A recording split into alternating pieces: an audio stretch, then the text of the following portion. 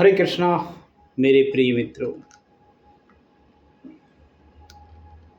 देखिए, पहला जन्म माँ की कोख से होता है और दूसरा जन्म इंसान का तब होता है जब उसे अपनी जिंदगी का मकसद पता चल जाता है।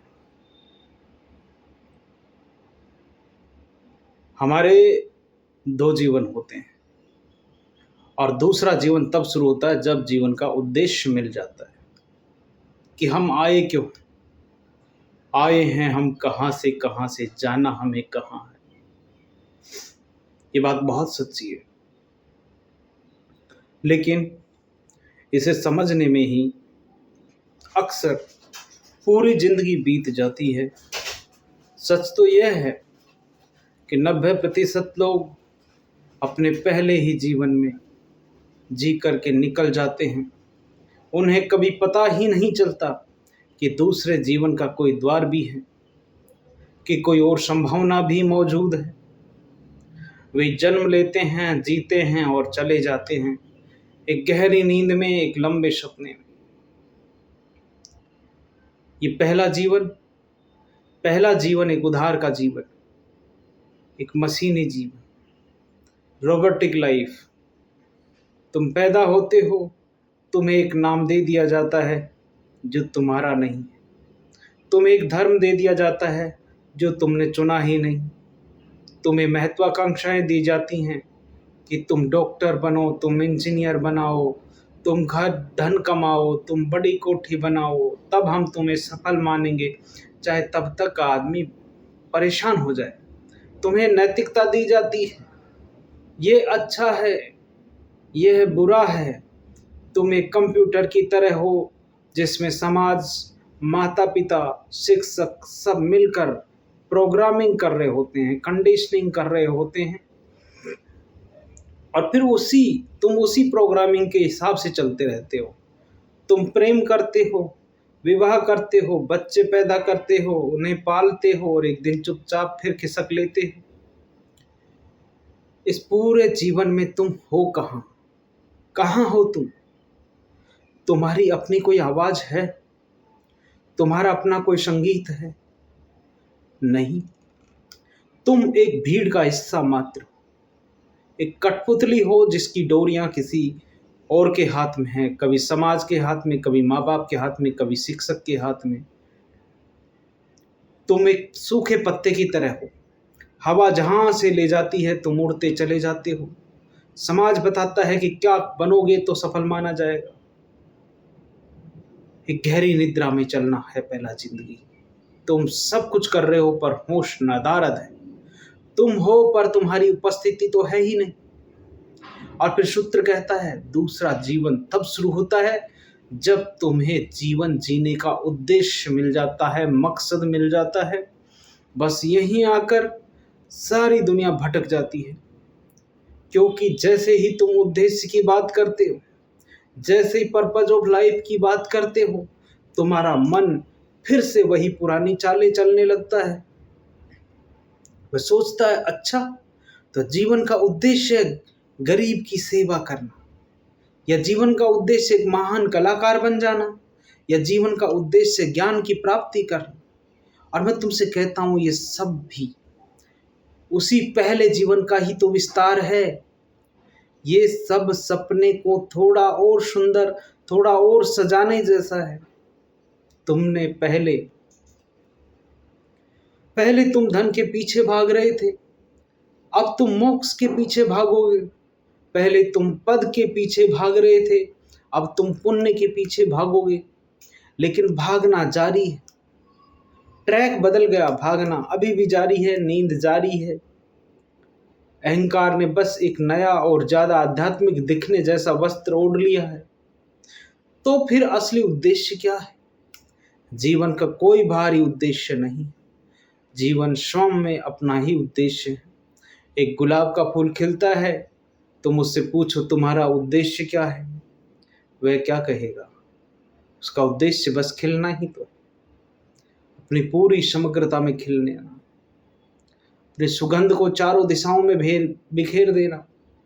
उसका खिलना ही उसका उद्देश्य। जीवन का असली उद्देश्य जाग जाना, होश से भर जाना, माइंडफुलनेस को डेवलप कर लेना, ये जानना, ये समझना कि मैं कौन हूँ। ये कोई प्रश्न नहीं है, ये लक्ष्य नहीं है जिसे भविष्य में पाना है। ये एक बोध है, ये एक एहसास है जो इसी क्षण यहीं घटित हो सकता है।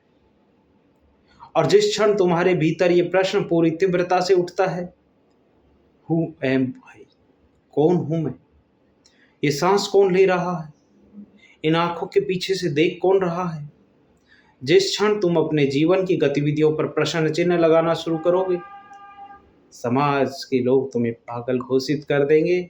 जिस क्षण तुम समाज की दी हुई प्रोग्रामिंग पर संदेह करना शुरू करेंगे, उसी क्षण दूसरे जीवन का द्वार खुलता है। वह पहला कदम है। दूसरा जीवन है द्विज का जीवन। द्विज का अर्थ है 2 बार जन्मा हुआ।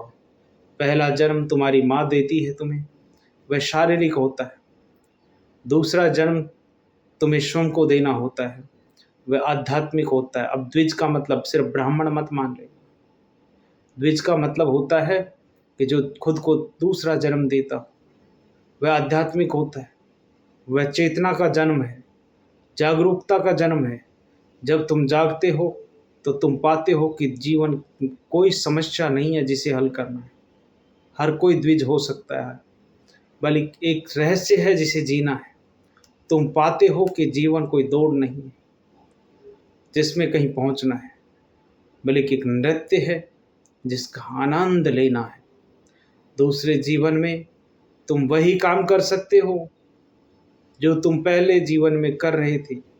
तुम वही दुकानदार हो सकते हो, तुम वही शिक्षक हो सकते हो, वही तुम माँ का काम कर सकते हो, लेकिन अब तुम्हारे करने का ढंग बदल जाता है। अब तुम्हारा हर काम एक होश में होता है, एक ध्यान में होता है। तुम दुकान पर बैठे हो लेकिन भीतर एक साक्षी भाव जागृत है। तुम बच्चों को पढ़ा रहे हो, कॉलेज की युवाओं को पढ़ा रहे हो, लेकिन भीतर एक मौन का केंद्र बना हुआ है।